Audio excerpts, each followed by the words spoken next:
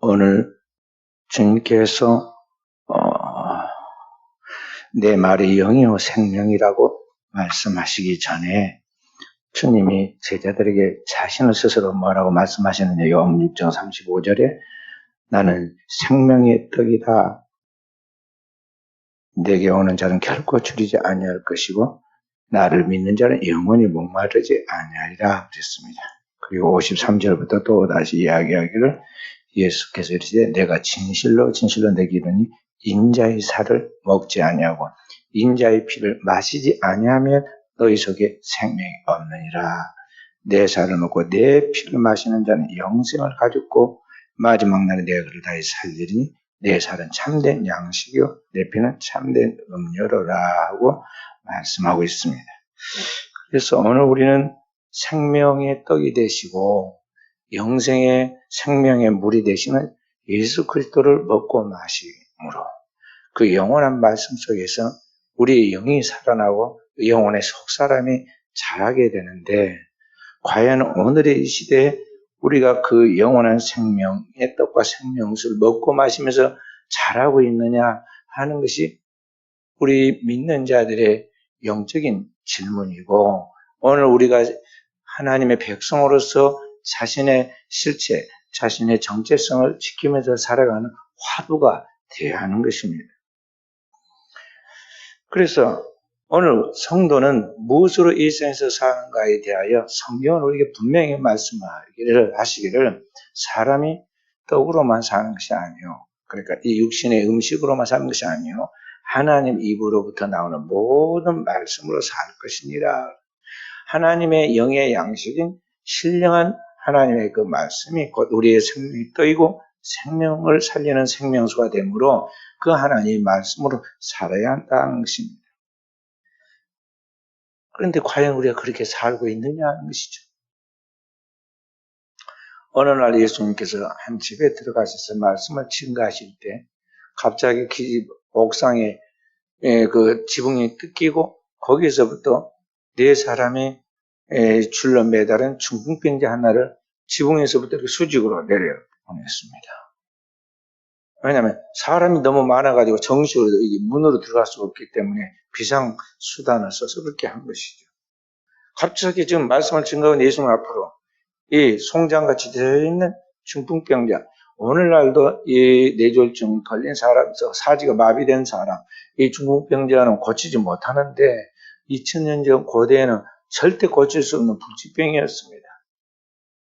그런데 그런 사람을 예수님 앞에 내려보냈을 때 주님께서 간단하게 말씀하십니다. 소자야, 내 죄 사함을 받았느니라. 둘러서 있는 사람들이 저가 누기에 과연 저 사람의 죄를 산다고 하는가? 근데 예수님께서 내 죄 사함을 받았느니라 하는 말과 일어나서 걸어가라는 말 어느 것이 쉽겠느냐? 그러나 인자가 세상에서 죄를 사하는 권세가 있는 걸 알게 하려고 이 말을 한 것이다 말씀하시고, 그 사람을 향해 다시 말씀하십니다. 일어나 내 상을 가지고 집으로 가라.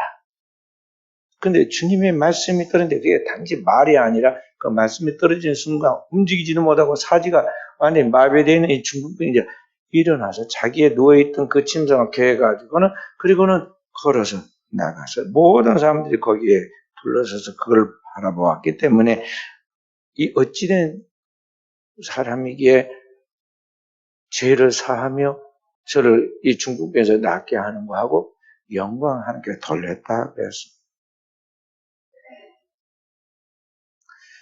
예수님이 예루살렘에 6월절에 올라가셔서 제자들과 함께 장차 이스라엘의 6월절 어린 양으로 인류의 죄를 대속할 그런 준비를 하시는데, 가실 때마다 주님께서 그 많은 예루살렘의 부자들, 권세 있는 자들, 힘 있는 자들을 다 제쳐놓고 성 밖에 가난한 사람, 그 중에서도 부모 없이 남매만 살고 있는 이 나사로와 마리아, 마르다 집, 베다니에 있는 성 밖의 사람, 가난한 집에 들리십니다.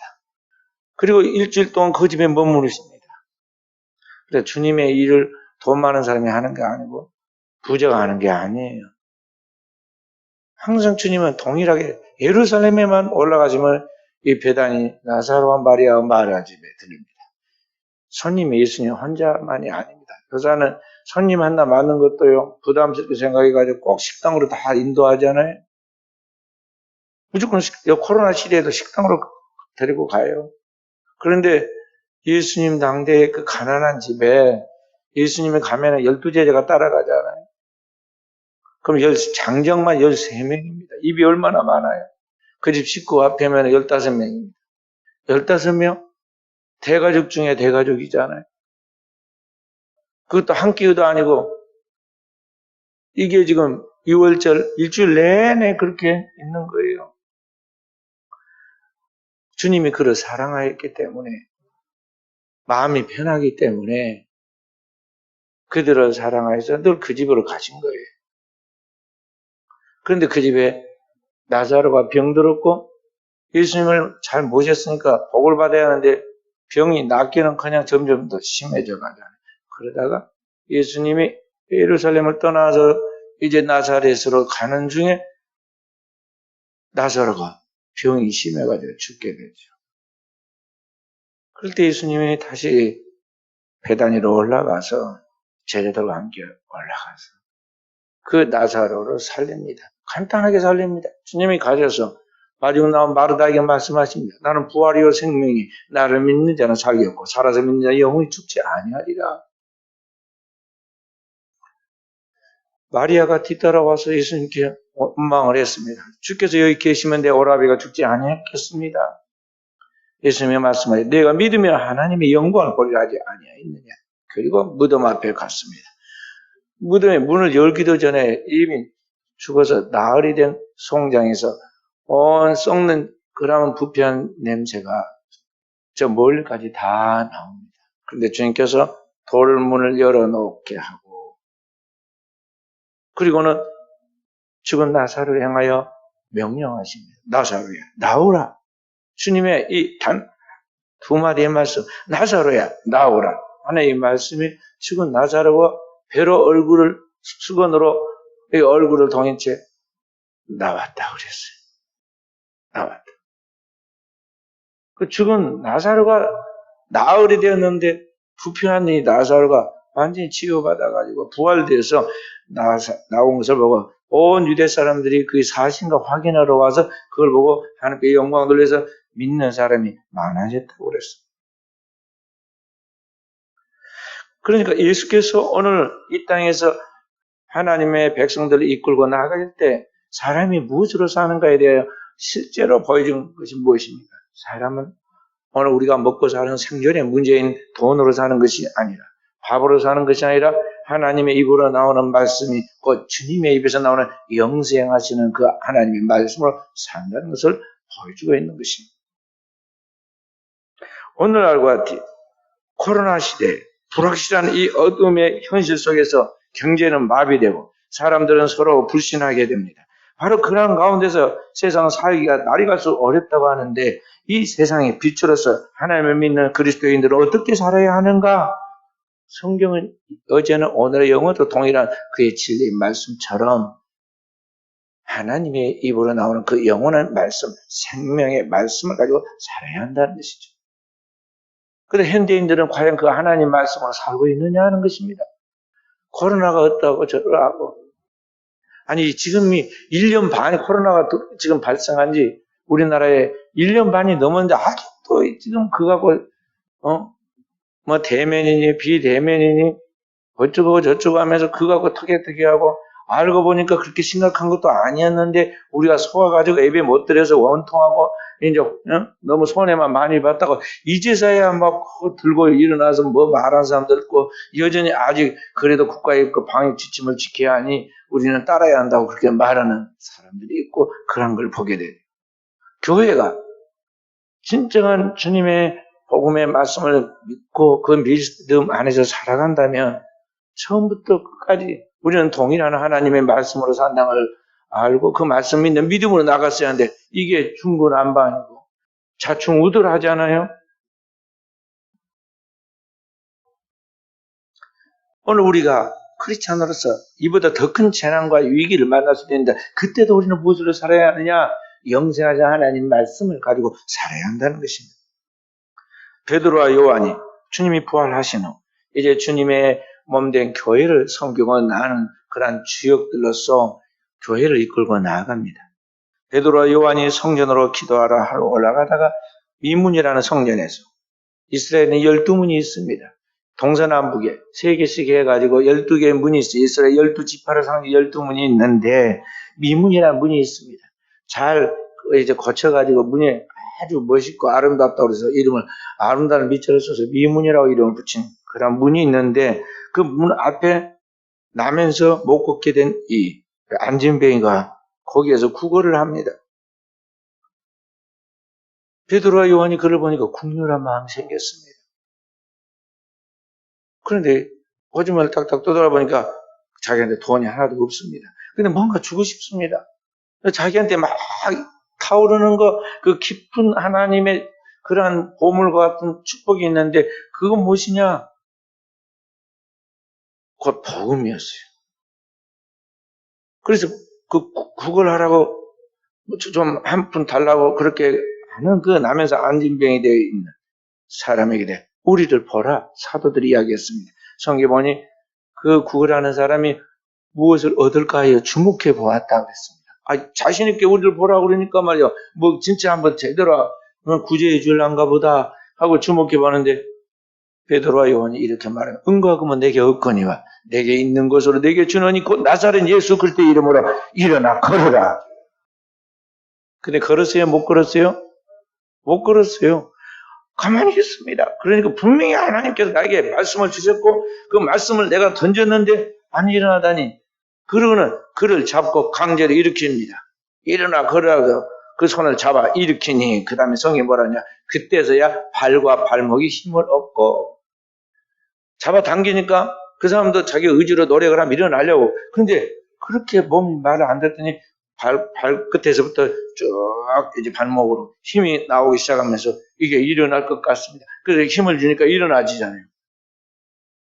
그런데 얼마나 강력하게 막 영의 힘이 육신에까지 솟구쳐 올랐더니 오라님 발과 발목에 힘을 얻고 뛰어 일어나 걸으며 걷기도 하며 뛰기도 하며 하나님을 찬미했다 그랬어요.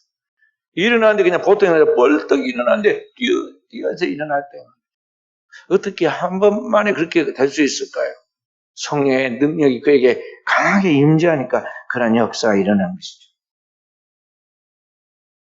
그러므로 오늘을 사는 우리 크리스찬들은 현대 크리스찬들도 사람이 무엇으로 사는가에 대하여 세상에 많은 수단과 방법, 의학과 과학과 지식이 있지만은 그런 세상 방식을 따라 살아서는 안 되고 우리에게는 영생하시는 바로 그 예수 그리스도의 이름 고대의 다윗이 내게 금과 은은 내게 없거니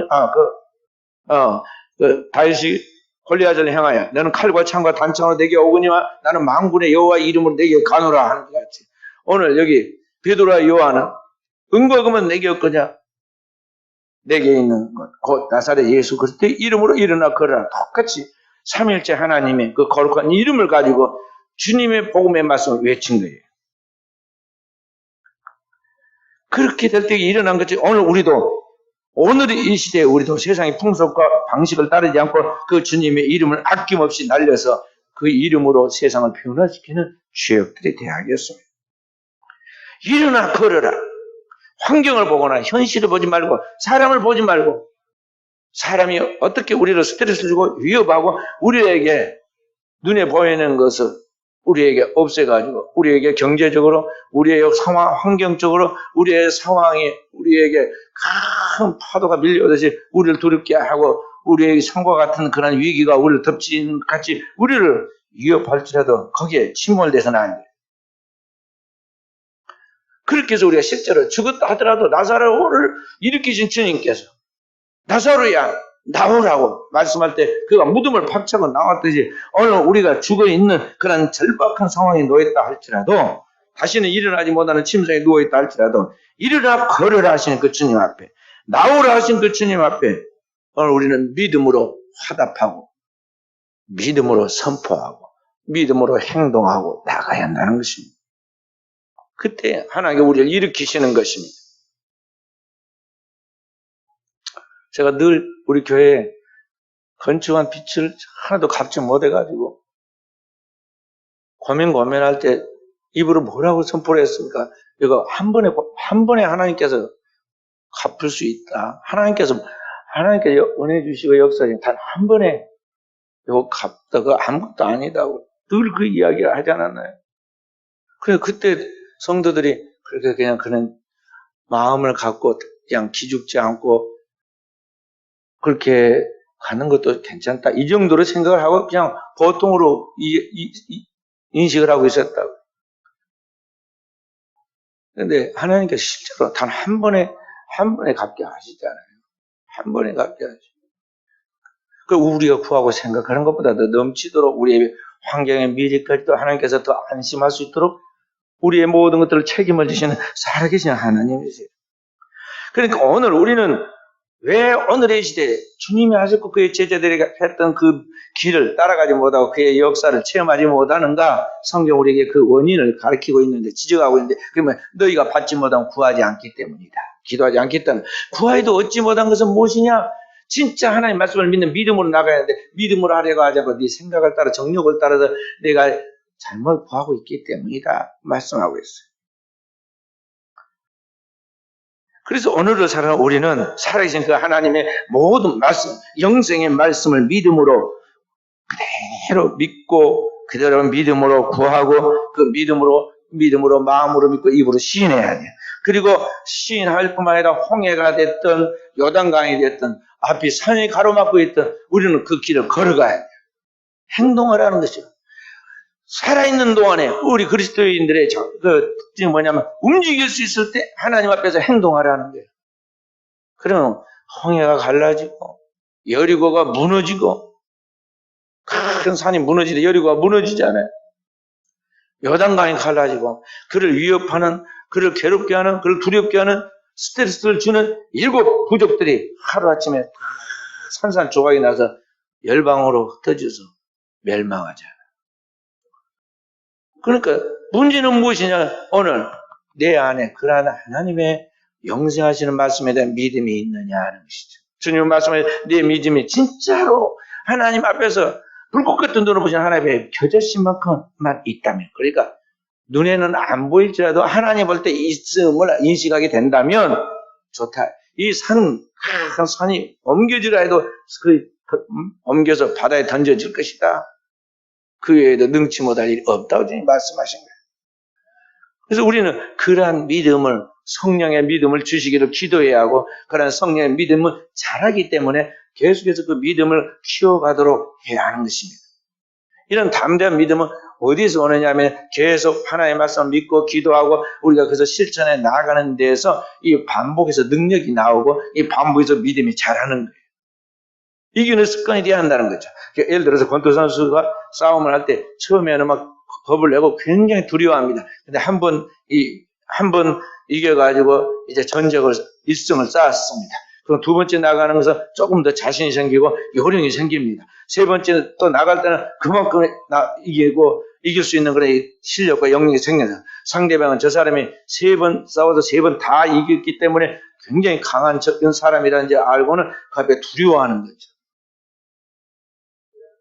그리고 어떤 권투선수가 막 15전 전승하는 그런 방어전에 전승하는 사람도 있고, 어떤 사람은 48승을 전승해가지고 전설 같은 사람도 나오고 그러잖아요.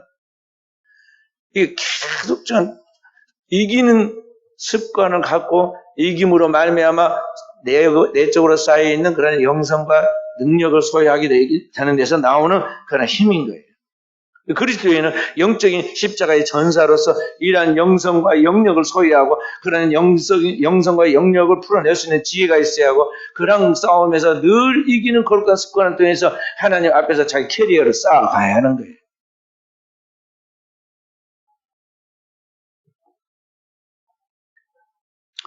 성경은 이 영생하신 하나님 말씀이 살아있다고 그랬습니다. 살았고 활력이 있어, 운동력이 있어.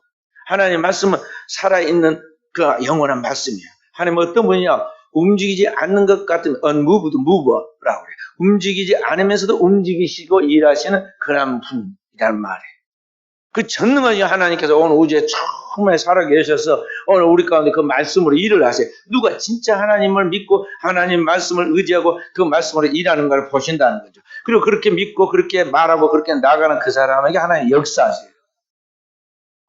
역대하 16장 9절에는 말씀하시기를 하나님이 온 땅을 두루 감찰해 전심으로 자기를 행하는 자에게 능력을 베푸신다 그랬어요. 근데 문제는 그렇게 하나님을 믿고 하나님을 찾는 자가 있는가 보려는 적 없다는 거죠. 예루살렘 전체를 다니면서 그 말씀을 온전히 믿는 의인 한 사람만 있으면 하나님이 예루살렘의 심판을 면하여 주겠다고 하는데 한 명이 없어가지고 예루살렘이 바벨론에 의해서 멸망하지 않아요? 기원전 721년에 아수르에 기원전 567년에 바벨론에서 완전히 멸망하게 돼요. 의인이 없다는 거죠. 소돔과 고모라에도 의인 한 명이 없었어요. 반쪽짜리 의인이 롯이 있긴 있었지만 겨우 자기 몸뚱이만 불 가운데 구원을 받았는데 그것도 자기의 믿음의 친척인 아브라함의 중보기도 덕분에 겨우 구원을 받았어요. 믿음의 사람 한 사람만 있으면 하나님이 그를 통해서 어떤 역사도 이루는데 그 믿음의 한 사람이 없다는 것이죠. 성경 말씀 온 세상에 의인은 없네 하나도 없다가 말씀만까지 정말 제대로 믿는 사람 찾기가 그렇게 어려운 거예요. 자, 구약에 보면은 사무엘상 11장에 다윗과 골리앗 이야기가 나오죠. 다윗이 일약 무명의 목동에서 이스라엘의 대영웅이 되고 그리고 그의 운명을 뒤바꾸는 장차 왕이 될 수 있는 그러한 기질과 자질이 있다는 것을 백성들 앞에서 입증하고 하나님의 은총이 그에 머물고 있다는 것을 보여주는 단 한 번의 사건이 골리앗과의 싸움이에요. 그동안에 골리앗과 블레셋 그리고 이스라엘의 사울 왕과 이스라엘 백성들이 진을 치고 양쪽에서 싸움을 벌이는데요. 이스라엘 백성은 완전히 기가 죽어가지고 꼼짝 달싹 놓고 굴 속에 숨어 있었다고. 왜 그러냐면 그들 가운데 블레셋에서는 무서운 용사 골리앗이 등장을 했는데요. 보통 사람과는 아주 비교할 수 없도록 키가 3m 가까이 되는 사람이. 그 당대 최첨단의 무기 철병거로 다 갑옷을 입고 무기를 들고 한 번 휘두르면요 아무도 그걸 방어할 수 없을 큰 창과 그리고 방패를 가지고 그냥 산천초목이 떠내려갈 때 우렁찬 목소리를 고함을 지는 골리앗이 나와서 계속 시비를 겁니다. 그래서 이스라엘 백성들은 아무도 나가서 싸울 사람이 없어요. 얼마나 다급하면 왕이 그렇게 상금을 걸었겠어요. 만약에 저 골리앗에서 나가서 싸우는 사람이 있다면 내가 내 딸을 그에게 주고 그를 내 사유로 삼아서 왕족으로서 이 땅에 큰 영화를 누리게 해줄 것이다. 그렇게 걸었겠어요. 사람들은 무슨 생각을 했을까요? 우리 중에는 왜 이렇게 3m 정도 되는 기골이 장대한 군인이 없는가? 왜 우리 중에는 저렇게 멋진 철 갑옷, 최첨단의 무기인 철 갑옷과 칼과 창으로 단장한 사람이 없는가? 우리에게는 왜 블레셋과 같은 그 수많은 때와 같은 저런 군대가 없는가? 그 생각만 했단 말이죠. 인간적인 계산, 숫자의 비교, 그리고 그들이 가지고 있는 것들에 대하여 경쟁하는 것이죠. 현대사회도 마찬가지예요. 현대 교회들도 생각을 합니다. 교회들마다 자기 특징이 있습니다. 이 교회는 돈이 많은 교회다. 이 교회는 유명한 사람, 실력 있는 권세 있는 사람들이 많이 나오는 교회다. 이 교회는 또 건물이 아주 첨단으로 제일 잘 지어져가지고 시스템이 잘 갖춰진 교회다 등등 하면서 왜 우리는 그런 것을 갖지만 숫자가 많지 않고 왜 돈이 없고 왜 우리는 이와 같이 유명한 사람이 단 한 사람도 없는가 하면서 우리는 늘 그런 것을 기대합니다. 그런데 골리앗과 다윗이 비교해 보면은 다윗이 골리앗보다 더 키가 컸습니까? 아니면 더 첨단의 오늘날 같은 최첨단의 미사일과 같은 무기를 가지고 나왔습니까? 아니면 그 전쟁의 백전 노장으로서의 그 경험을 가지고 있습니까? 아무도 비교 내놓을 것이 없어요. 딱 그에게 있는 것은 뭐냐면은 양아치 때 성행했던 그남 목동의 지팡이하고 그리고 멀리 있는 그러한 짐승을 쫓기 위해서 가지고 있는 돌멩이밖에 아무것도 없었어요. 비교할 수가 없죠. 비교할 수가 없어요. 그런데 나중에 가서 이 전세가 역전이 되고 골리앗은 죽고 그의 시체는 그리고 골리앗과 함께 블레셋 사람들의 시신이 들판의 모든 들짐승과 날짐승의 먹이가 되어서 이스라엘 전쟁의 대승을 가지고 온 그 결과는 뭐냐면 이 다윗이 그 상황 속에도 그들이 알지 못하는 진짜 무기를 하나 소유하고 있었는데 그가 뭐냐면 만군의 여호와 이름을 믿는 믿음이었어요. 다윗은 그 믿음이 있었어요. 골리앗이 나오면서 큰 소리를 막 팡팡 칩니다. 이스라엘에 사람이 없어서 저 꼬마를 내보내며 나를 얼마나 무시하고 내가 누군데 나를 무시하고 세상에 동네 개를 쫓듯이 막대기를 들고 나오다니. 오늘 내가 너를 아이라고 봐주지 않고 갈고리 찢어가지고 이 모든 짐승들이 밥이 되게 만들어 주겠다. 여호와의 이름을 의지한다고 하는 너희들을 오늘 정말 부끄럽게 만들어 주마 하고 만군의 여호와의 이름을 모욕을 하고 다윗을 조롱했어요. 다윗은 네가 모욕하는 만군의 여호와의 이름으로 내게 가노라. 네가 모르는 것이 있는데 전쟁은 오늘 이 말과 그 군대의 힘에 있는 것이 아니라 여호와께 있고 그 전쟁의 승리의 비결이 여호와께 있고 하나님께서 그와 함께 하시느냐 함께 하지 않느냐의 차이에 있다고 막 담대하게 외치고 나아갔잖아요. 그리고 어떤 전쟁이든지 칼과 창과 활로 나가는데 돌멩이를 들고 나갔다는 전쟁은 없어요. 그런데 다윗이 자기 방식대로 자기가 잘하는 것을 들고 나갔어요. 저는 그는 늘 양을 치면서 막 가까이 있는 짐승들은 막대기로 멀리 있는 그런 짐승들은 돌멩이로 제압을 했는데 한마디로 돌팔매의 명수였죠. 아무리 그렇다 하더라도 만약에 그 돌멩이가 적중하지 못하고 실패하게 되면 왜냐 갑옷을 다 입고 있기 때문에요. 눈만 빠끔하게 보이고 있단 말이죠. 만약에 거기에 진짜 돌멩이가 들어가서 박히지 않고 실수하게 되면 단칼에 목이 날아갈 것인데요. 다시 믿음을 가지고 나아갔죠. 마음에 확신이 있었던 거죠.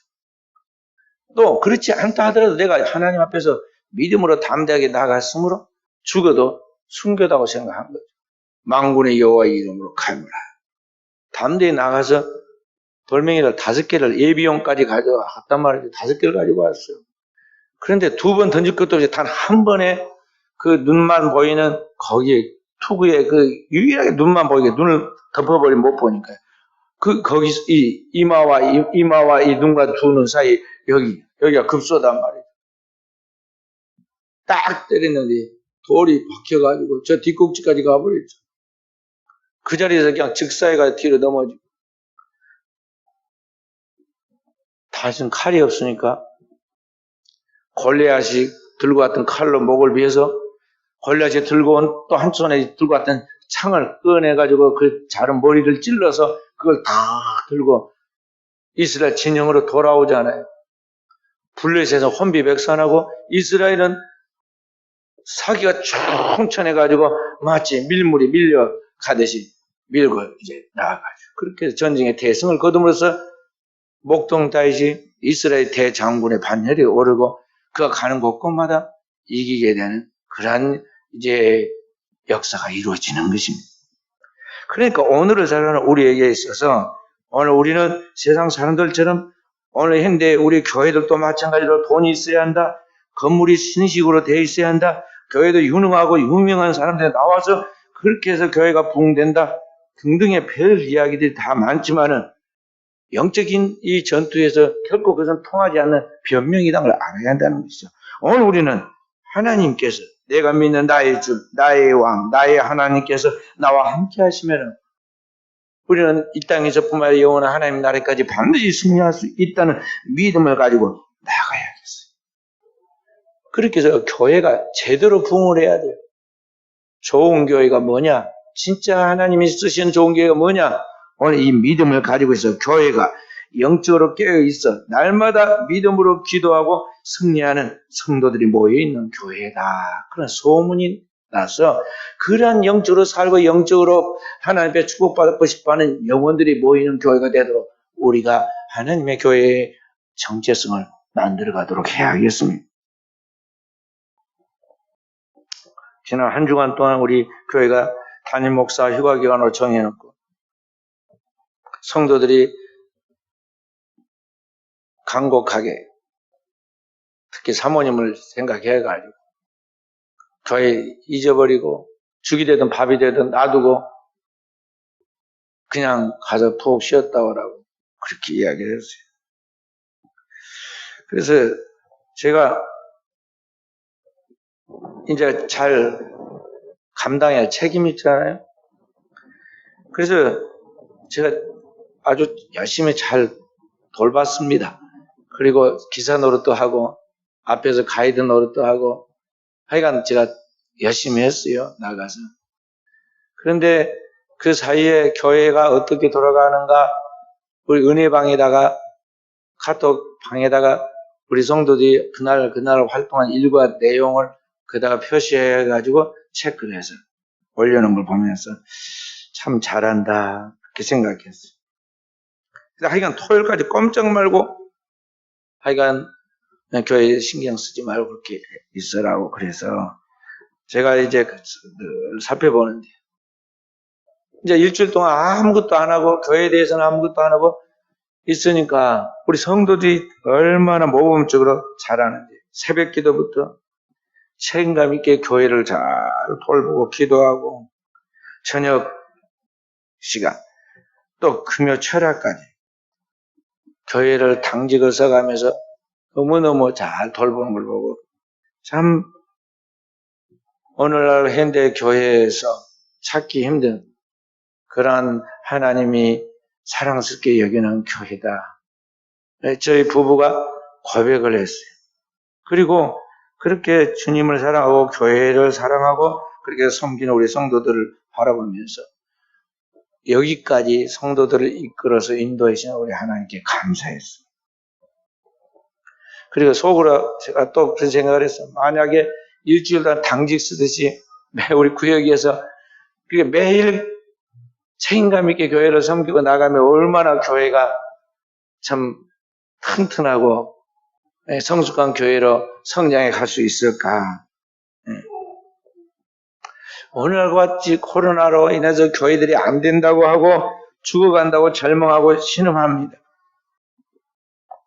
그런데 우리 교회는 이 코로나 상황에서 하나님의 옛날이나 지금이나 더 크게 더 귀하게 모든 성도들과 함께 교회를 축복하시고 붙잡아 주시고 그리고 역사하였습니다. 그래서 우리 수천 은혜교회는 하나님 앞에서 작지만 강한 교회로서 하나님 앞에서 쓰임을 받도록 이 시대를 이 종말의 이 시대를 선도하는 영적인 교회로서 역사 속에 하나님 말씀을 미리 선취하는 그런 교회로서의 하나님께 영광 돌리는 부흥의 역사가 이루어지도록 해야겠습니다. 그렇게 할 수 있는 것은 뭐냐? 우리의 힘으로는 안 되는 것입니다. 사람은 유한한 존재고 한계가 있기 때문에 인간의 힘으로는 절대 그게 안 되는 것입니다. 인간은 다 누구나 결심해봐야 3일을 못 넘기는 작심삼일하는 그런 존재들입니다. 그리고 항상 후회하는 것이 우리 인간의 모습이잖아요. 그러나 하나님께서 우리와 함께 하시고 그의 성령께서 우리에게 주시는 그 영원한 하나님의 말씀이 영생의 말씀이 우리에게 있어서 우리가 그 말씀을 따라 나아가게 된다면 이 땅에서뿐만 아니라 이제 하나님의 나라에 들어가기까지 우리가 우리 주님이 명령하신 그 주님의 지상 명령을 잘 감당하게 될 것입니다. 오늘 우리 순천 은혜교회뿐만이 아니라 한국교회 전체가 정말 전체 정신을 차리고 이런 어려운 상황 속에 하나님 앞에 우리 자신을 돌아보고 한국교회와 한국교회의 사명을 성찰해 보면서 하나님 앞에 회개하고 기도하면서 나아갈 때 하나님이 위기가 변하여 하나님의 기회가 축복이 되도록 우리 민족을 구원해 주시고 우리 민족을 통해서 하나님의 지상 명령을 감당하게 할 것이다 하는 것이죠. 그래서 우리 한국 교회가요, 일제 시대를 거치고 6.25를 거치면서 크게 한국 교회가 부흥하고 성령의 역사가 일어난 때가 60, 70년대인데 그때 가장 기도원들이 많이 있으면서 기도원들의 공통적인 기도의 첫 번째 제목이 뭐냐면 국가와 민족을 위한 구국 기도였어요. 국가가 없이 교회가 없고 성도들이 신앙생활을 할 수 없다는 걸 뼈저리게 일본의 식민지 지배를 받으면서 공산주의 탄압을 받으면서 경험을 했거든요. 그래서 국가와 민족을 놓고 기도를 했습니다. 근데 어느 순간부터 사람들이 살만해지고 놀 것이 많아지고 풍요해지니까 기도를 안 합니다. 자기 기도도 안 하는데 국가 기도를 어떻게 하겠어요? 그래서 우리 한국 사회가 지금 점점 쇠퇴해 가고 있는 것이죠. 우리는 이 국가 민족을 놓고 기도해야 돼요. 우리의 다음 세대인 자녀들의 앞길을 위해서 이 국가 민족을 하나님이 지켜주시고 우리 민족이 더욱 강해서 우리 민족이 남과 북으로 나눠져 있는 것이 다른 힘과 권력과 무력에 의한 통일이 아니라 복음으로 통일되어서 이 민족 복음화를 통해서 아시아와 세계까지 하나님의 복음을 선포해 나가는 이 땅에 하나님의 나라를 성취하는 그 사명을 감당하는 나라가 되도록 기도해야 한다는 것이죠. 기도해야. 특히 기도할 때 구체적으로 이 국가와 민족의 모든 권한을 맡겨준 국가의 위정자를 놓고 기도해야 해요. 디모데전서 2장 1절부터 4절에 보면 우리에게 높은 사람들을 위하여 도고와 기도와 간구와 감사를 하나님 앞에 아뢰라고 그랬어요.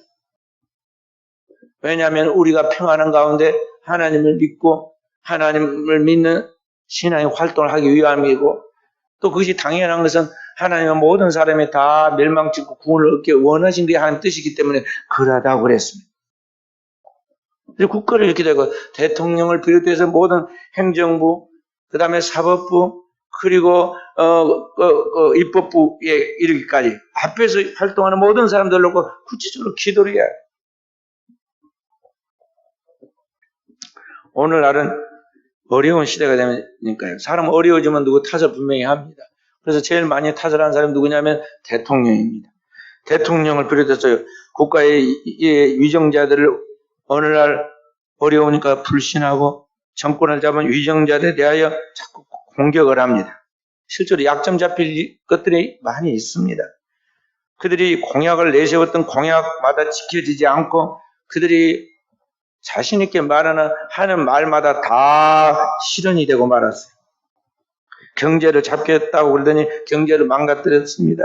코로나 방역을 잘해가지고 세계에서 인류 방역으로 마스크를 벗게 하겠다고 그러더니 마스크를 쓰고 백신을 맞춰도 코로나에 걸립니다. 이제는 완전히 코로나 방역은 포기하다시피 했어요. 그냥 형식적으로 들어가면 적고 뭐 어떻게 하죠? 진짜 적어야 할 때는 안 적습니다. 그냥 놔둬요. 적으려면 적고 말하면 말을 하시고 누가 그걸 갖고 막 강제로 적으라는 사람 없어요.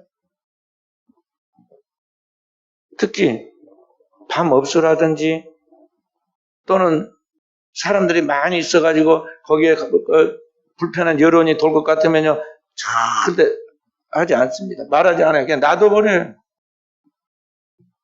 포기하고 있습니다.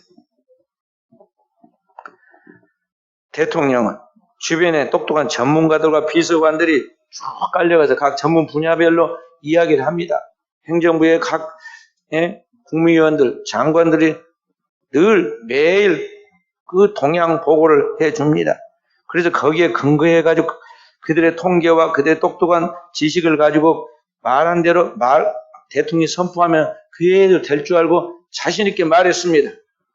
코로나 방역은 앞으로 이제 성공해가지고 우리나라가 자연스럽게 후반기부터는 마스크를 벗고 어디든지 외국까지 나갈 수 있게 하겠다고 그 말이 떨어진과 동시에 코로나가 막 확산이 돼버립니다. 다른 것을 못 잡아도 집값은 잡겠다고 막 경제에 자신있게 공헌을 하는 그 다음부터 집값이 막 천정부지로 뛰어가지고 이게 안 되잖아요. 왜 그럴까요? 대통령이 그러고 싶은 게 아닙니다. 자기가 바보가 되고 싶어서 그런 게 아니에요. 주변에 그 분야의 박사학위를 가지고 경력을 쌓은 전문가들이 쭉 줄비해서 통계를 냈습니다. 그들의 두뇌와 지성을 가지고 지식을 가지고 그렇게 다 통계해서 대통령에 보고를 해서 그렇게 하면 될 줄로 생각이 들어서 대통령이 장담하고 말했지만은 세상 만사가 절대 그렇게 사람의 생각대로 사람이 계획한 대로 사람이 판단은 되는 게 아니다는 것이죠. 이 세상은 사람에게 속한 것이 아니라 하나님께 속했고 사람의 뜻대로 되는 것이 아니라 하나님의 뜻대로 되는 거예요. 역사의 주인이신 하나님께서 그의 뜻대로 만들어 가시고 이런 코로나를 통해서 사람들에게 지금 말씀하시는 하나님의 뜻이 있는데 그것을 모르고 인간의 수단과 방법으로 하나님의 그 모든 계획은 생각지도 않고 자기 생각대로 판단하고 그렇게 바라는 바람을 말했지만은 그것이 사람의 생각대로 된 것이 아니었다는 것이죠. 그러므로 한 나라를 이끌고 나가는 지도자는 단지 이러한 지식과 그러한 전문적인 그런 학문과 경험으로 된 것이 아니라 시대를 분별할 수 있는 영성과 그 시대 속에서 그 백성들을 이끌고 나갈 수 있는 영역과 이런 모든 시대를 분별해 나갈 수 있는 통찰력, 분별력을 가지고 이 모든 것은 사람이 아니라 하나님이 이끌어 가심으로 하나님께서 선한 길로 이 백성을 긍휼히 여기서 인도해 주시도록 기도해야 하고 하나님 말씀을 주야로 묵상하는 가운데 성령이 그 지도자에게 주시는 음성을 듣고 그 음성을 하나님의 음성을 청종하며 나갈 수 있는 그런 영역을 소유해야 한다는 것이죠. 그런데 그러한 지도자가 행정부에서 국가 지도자들 중에서 과연 지금 나오고 있느냐 하는 것이에요. 지금 우리나라 대통령에게 부족한 게 그거예요. 저분이 그래도 카톨릭이지만 그런 믿는다는 것도 있고 또 우리 교단 그 교회 그 목사님 은퇴하신 목사님 가정과 사돈 관계가 되어서 그래 우리 통합적 그 신학의 그런 영향을 좀 받은 줄 알았더니 이제 끝나갈 무렵이 될 때까지 한 번도 하나님 앞에 우리가 깨어 기도해야 하고 이 위기를 극복해서 우리 민족이 단합해서 하나님 앞에 간구하십시다. 하나님 궁예를 간구하십시다. 이 말을 한마디도 안 하고 이게 도대체 무엇을 지금 의존하고 무슨 눈치를 보는지 모르겠어요. 좀 하나님 눈치도 보고 하나님께로부터 오는 그런 예리한 영적인 센스가 영감이 있어야 하는데 이런 인스피레이션이 없어요. 그러니까 맨날 여기나 얻어먹잖아요.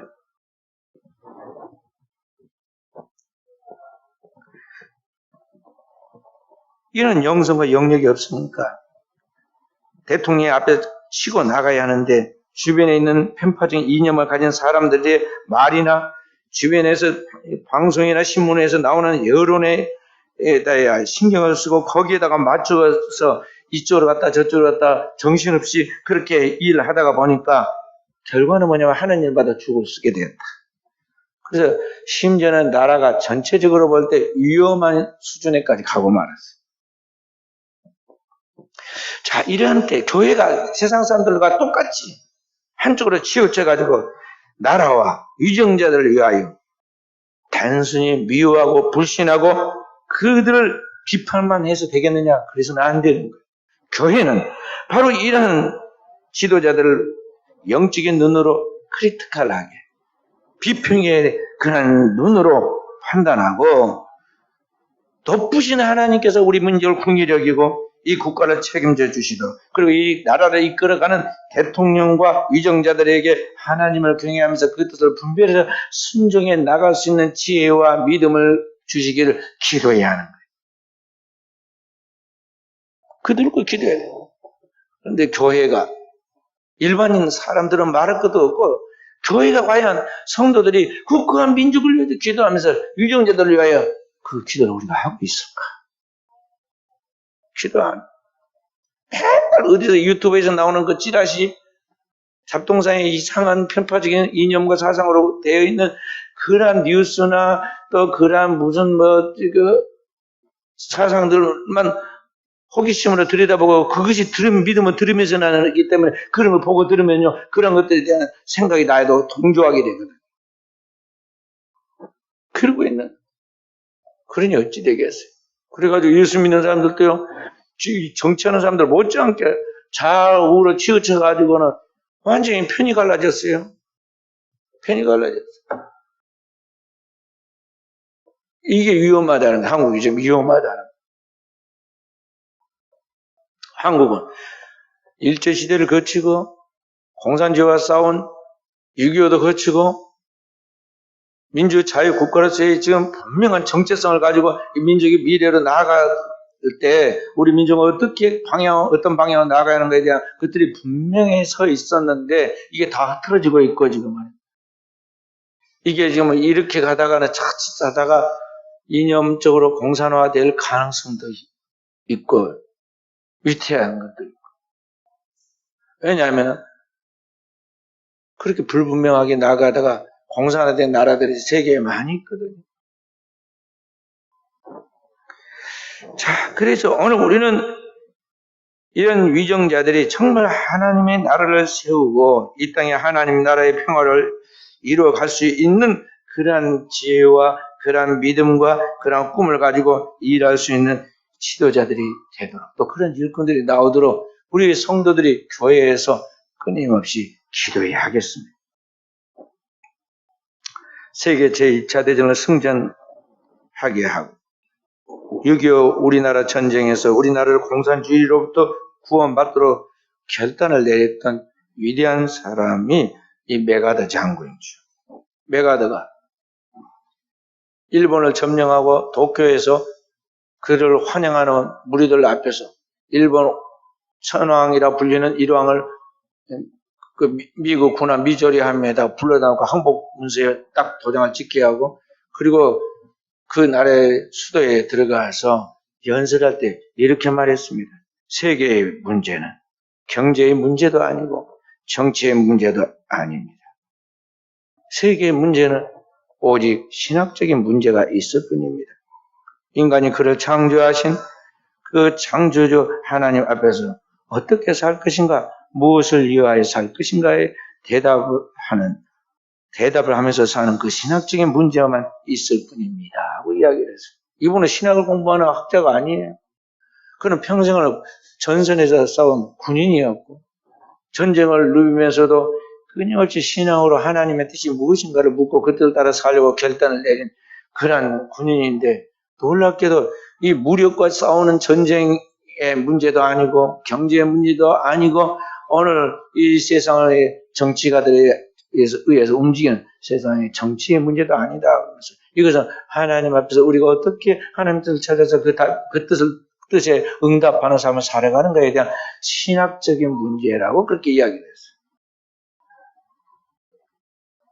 그렇기 때문에 우리나라의 이 세계 2차 전쟁을 종식시키는 큰 전쟁이 이 프랑스의 노르망디의 해 바닷가에 그 연합군을 상륙시킨 노르망디 상륙작전인데요.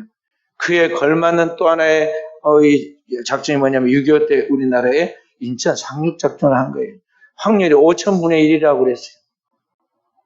5,000분의 1의 그 확률을 어떻게 판단을 내려가지고 완전히 전멸할 가능성이 있는데 거기에 이미 점령되어 있는 이 공산화되어 있는 이 수도 가까운 인천에 이 연합군을 상륙시켜가지고 그들의 그 전선의 허리를 끊고 전쟁을 이끌어갈 것인가에 대하여 성공해놓고 지금 생각하니까 그럴 수 있겠다 그 생각이 들지만 이게 불가능한 이야기를 지금 그는 기도하고 결단을 내린 거예요. 그리고 더 나아가서 어떤 계획을 세웠느냐면 우리 나라가 이제 연합군이 북진해서 올라갔을 때요. 준공을 폭격을 하고 그랬다고 메가더가 준공을 저게 확실히 근거지를 없애버려야지 그렇지 아니하면 저게 다시 남아야 내려올 가능성이 있다. 이미 압록강까지 백두산과 압록산까지 다 점령을 해서 넘어갈 때 저들이 반기가 내려오지 못하도록 거기를 이제 원자폭탄으로 제압을 해서 전선을 종식시킨다고 이야기를 했는데 그때 미국의 대통령 트루만이 겁을 내가지고는 못하게 했어요. 그리고는 메가더 장군의 그 연합사령관의 직위를 파직시켜버리죠. 그때 만약에 했으면은 다시 남아지도 않을 뿐만 아니라 지금의 우리나라가 이제 통일된 국가를 그때 이뤘을 것이고 또한 미국도 저 중국 때문에 전전긍긍하지 않을 수 있었는데 그만한 판단력과 그만한 믿음과 용기가 없었던 거죠. 대통령이지만. 그런 판단력이 메가더에 있었던 거죠. 우리나라 사람들이 메가더에 대하여 굉장히 귀한 우리의 은인으로 생각할 수가 있는데요. 오늘 나라가 점점 이제 이념이 작용화돼가지고 메가더 장군까지도 완전히 그냥 나쁘게 보고 동상을 끌어내려가지고 막 내 패대기를 치고 이상한 그런 일들을 했잖아요.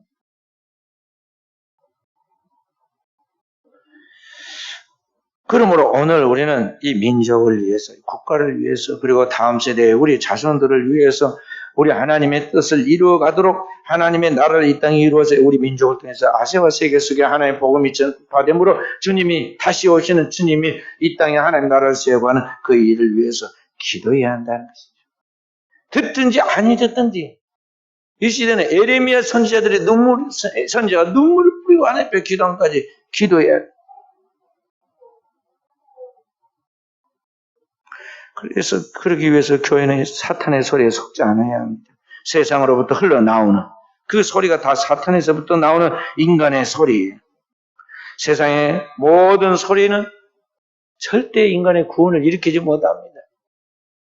성경은 말씀하시기를 야고보서 1장 17절 말씀 온갖 좋은 은사가 다 위로부터 빛들의 아버지께로부터 오나니 그는 회전하는 그림자도 없고 오늘 우리 가운데 계시지만은 흔적도 없다고 그랬어요. 그러니까 진짜 하나님의 구원의 모든 은혜와 선물들은 다 사람이 만들어내거나 인간이 찾아낼 수 있는 땅에 있는 것이 아니라 하늘로부터 오고 하나님이 주신다는 거죠. 그 전능하신 하나님 앞에 우리는 깨어 기도해야 돼요. 그렇게 기도할 때 하나님이 역사하시는데 기도는 힘들다고 하지 않고 인간적인 방법과 수단, 내 꾀로 그리고 내 생각을 끝까지 고집을 하고 나아가서 자신의 문제를 그리고 인류의 문제를 풀어가려고 하기 때문에 오늘날 사람들이 뭐가 되는 것 같이 그럴듯한데 나중에 물거품이 거치듯이 다 사라지고 허무하게 되는 거예요. 허무하게 되는 거예요.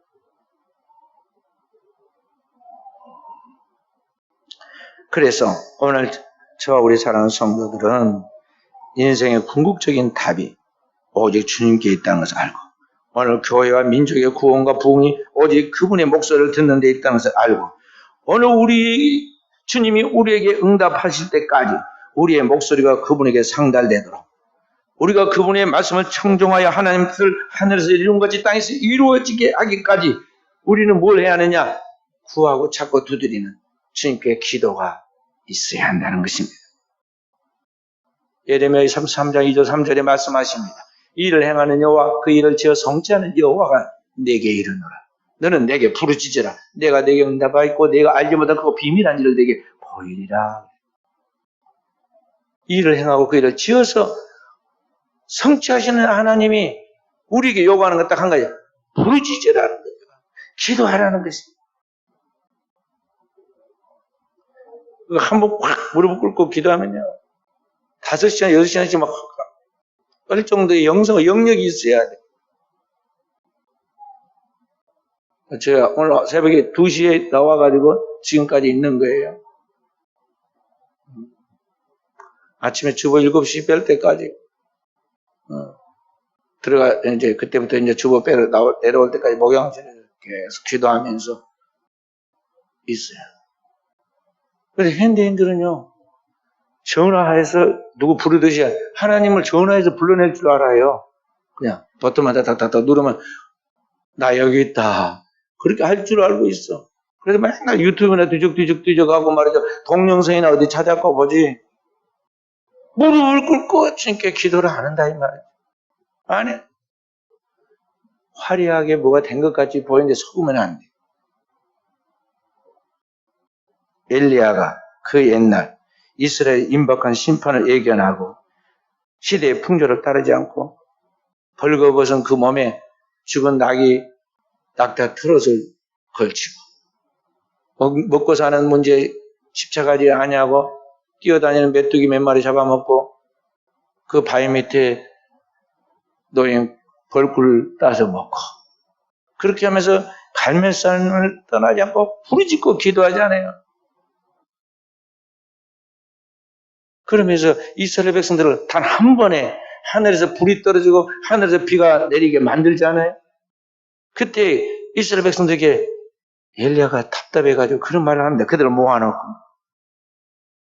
너희가 어느 때까지 둘 사이에서 머뭇머뭇하느냐. 여호와가 만약 하나님이면 그를 따르고 바알이 만약 하나님이면 그를 따를지니라. 하나님과 세상 사이에 서서 언제까지 불분명한 신앙으로 시간과 정력을 낭비하면서 자기를 속이겠느냐는 거예요. 진짜 하나님이 누군가를 보라. 그리고 그 체험하라. 그리고 그 하나님을 보았으면 그 하나님을 주저없이 따르라는 것이죠. 그리고 엘리야가 시범을 보여줬어요. 그것을 본 아합과 바알의 거짓 선지자, 아스들의 거짓 선지자들 보았을 때는 여호와 그는 하나님이라고 막 손을 들고 뭐 은혜 받은 것 같더니 3일을 못 가서 뒤집어져 버리잖아요. 바알의 아들 아하시아는 왕궁 난간에서 놀다가 떨어져가지고 병이 들었는데 그것을 그 아들도 봤을 거란 말이죠. 엘리야의 그 기적을 보았을 것인데도 하나님을 쫓지 않고 병이 들었어. 빨리 안 나으니까 뭐라고 하냐면 사람을 보내가지고 저기 바알세부백에 가서 내 병이 낫겠나 아니 낫겠나 물어보라. 그러잖아. 얼마나 화가 나면 하나님께서 엘리야를 또 보냈겠어요. 길에서 점치러 가는 그 왕의 신하에게 엘리야가 가서 말하죠. 너희가 올라간 침상에서 내가 반드시 죽겠고 살지 못하리라 하라.